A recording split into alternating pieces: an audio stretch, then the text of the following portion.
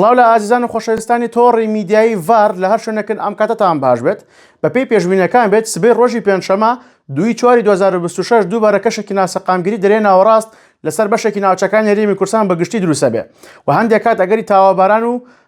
هەورە بروسکە هەیە لە ناوچە جیاجەکانی هەرێمی کوردستان و بەتایبەتی لە پارێزگای دهۆک ئەگەری هەیە زۆرترین بڕی بارانبارین تۆمار بکرێت لەگەڵ ئیدارەی گەرمیان و هەروەها ئیدارەی سربەخۆی سۆران بەڵام بە شێوازێکی زۆر لاواز پارێزگای هەولێر و کەرکووک و هەروەها هەڵەبجە و سلێمانێگرێتەوە واتە هەندێک کات ئەگەری نەمەبارانێکی کەمەیە بە هەمان شێوە ئیدارەی ڕاپەڕینیش ئەم ناسەقامگیریەی بارانبارینی سبەی پێنجشەممە بە شێوەی ناوبەنەوە تاوەکو درەنگانی پێنجشەممە یان بەرەبەیانی ڕۆژی هەینی بەردەوامە پاشان بەگشتی کۆتایی پێدێت و ڕۆژی هەینیش تەنها لە ناوچە شاخاوی کوێستانەکانی باکووری ڕۆژهەڵاتی هەرێمی کوردستان ئەگەری بڕێکباران هەیە باقی ناوچەکانی تر کەشەوە ئاساییە سبەی ڕۆژی پێنجشەممە پلەکانی گەرما یەک پلەی دیکەش بەرزە بێتەوە و خێرایی باش